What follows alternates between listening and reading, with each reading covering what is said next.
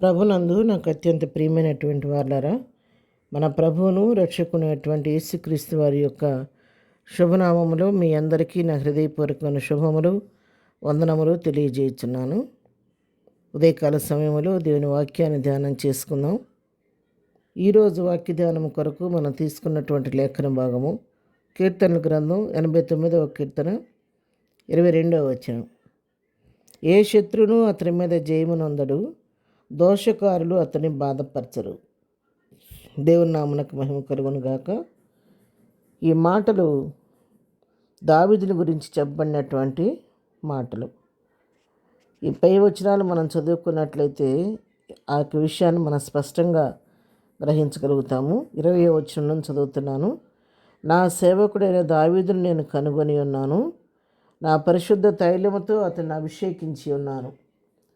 నా చెయ్యి ఎడతెగక అతనికి తోడయుండును, నా బాహుబలము అతని బలపరచును. ఏ శత్రువును అతని మీద జయమునందడు, దోషకారులు అతని బాధపరచరు. ఇది ప్రభు అయినటువంటి యెహోవా మరి దావీదుని గురించి చెప్పబడుతున్నటువంటి మాటలు. నా సేవకుడైన దావీదుని నేను కనుగొన్నాను, అతను నా పరిశుద్ధ తైలంతో అభిషేకించున్నాను. పైగా నా చెయ్యి ఎడతెక్కకుండా అతనికి నేను తోడుగా ఉంచుతున్నాను, నా బాహుబలంతో అతను నేను నిత్యము బలపరుస్తున్నాను అని దేవుడు ఇక్కడ దావీదుని గురించి చెప్తున్నాడు. ఈ విధంగా మరి పరిశుద్ధ ధైర్యంతో దావీదును దేవుడు అభిషేకించిన దాన్ని బట్టి, దేవుని హస్తం ఎడతెక్క అతను తోడుగా ఉంటున్న దాన్ని బట్టి, దేవుని చెయ్యి ఎడతెక్కకుండా అతనికి తోడుగా నడిపిస్తున్న దాన్ని బట్టి, దేవుని బాహుబలముతో అతను దినదినము బలపరుస్తున్న దాన్ని బట్టి దావీదు మీద ఏ శత్రువు కూడా జయం పొందలేకపోతున్నాడంట. దావీదు అనగానే మనందరికీ జ్ఞాపకం వచ్చేటటువంటి వ్యక్తి గొలియాతు.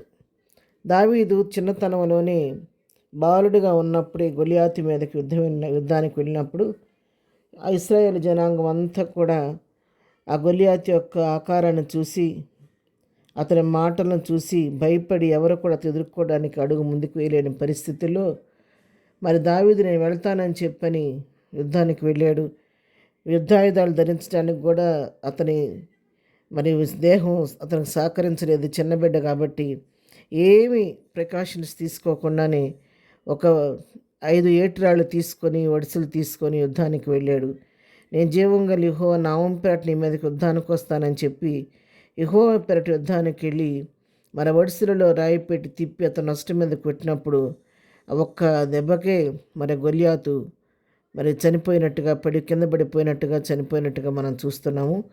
మరి అతను ఏ విధంగా అయితే యెహోవా పేరట యుద్ధానికి వస్తానని చెప్పి దేవునిపైన ఆధారపడి వెళ్ళాడో, అదేవిధంగా ప్రభు ఇక్కడ దావీదుకు సెలవిస్తున్నాడు. నా బాహు అతనికి బలపరుస్తుంది, నా చెయ్యి ఎడతెక్కకుండా అతను తోడుగా ఉంటుందని, నేను అభిషేకించుకున్న వ్యక్తి కాబట్టి ఏ శత్రుని అతని మీద జయమునందడని చెప్పని మరి ఇక్కడ దేవుడు కూడా దావీదు గురించి సెలవిస్తున్నాడు. అతనికి మరి దోషకారులు అతను బాధపరచరు.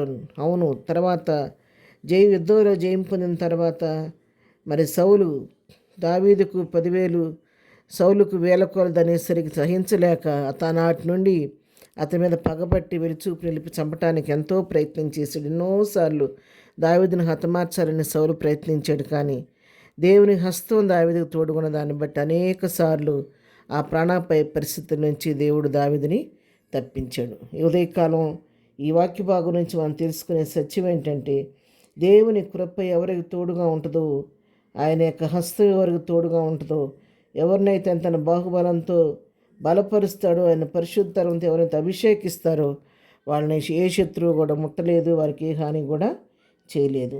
28వ వచనం చూస్తే, నా కృప నిత్యం అతనికి తోడుగా చేసేదను, నా నిబంధన అతనితో స్థిరముగా నుండని అంటున్నాడు. కాబట్టి ఉదయకాలం దేవుని నమ్మిన మనకు కూడా ఆయన హస్తం నిత్యము తోడుగా ఉండి, ఆయన కృప మనకు నిత్యము తోడుగా ఉంచి నడిపించే దేవుడు. కాబట్టి మనం కూడా అటు దేవాదేవుని హస్తంలో మనం సమర్పించుకొని ప్రభు కృపను బట్టి ముందుకు సాగిపోదాం. ప్రార్థన. ప్రేమగల తండ్రి, పరిశుద్ధైన మా ప్రియ ప్రభు నీ పాదములో కొందనాలు. దావీదుకు చూపిన శాశ్వతమైన కృపను మా పట్ల కూడా కనపరచండి. ఇంతవరకు ఎన్నో ఆపదములు తప్పిస్తున్నావు, కాపాడుతున్నావు, సంరక్షిస్తున్నావు నాయన. ఇక ముందు కూడా నీ కృప మాకు తోడుగా ఉంచి ప్రతి విధమైన కీడు నుండి తప్పించి నేను చిత్తానుసారంగా ఈ లోకంలో పోలి జీవించే కృప మాకు దయచేయండి. ఏదైనా మేము వెళ్ళే మార్గాల్లో పనుల్లో నీ కాపుదల దయచేయండి. ప్రతి వారి అవసర అక్కర్ని నామలో తీర్చండి. బలహీనలు ముట్టి స్వస్థపరచండి. ఆపదలను వారు తప్పించండి. ఈ దినం బర్త్డే మ్యారేజ్ జరుపుకుంటున్న వారికి కావలసిన ఆశీర్వాదం దీవెన కలుగు చేయమని, ఈ దినదీవెనలతో ప్రతి వారిని నింపి నడిపించమని యేసునామంలో ప్రార్థించడిగి పొందుకొని ఉన్నాము తండ్రి. ఆమెన్. ప్రభు కృప సదాకాలము మనందరికీ తోడయుండి నడిపించునుగాక. ఆమెన్.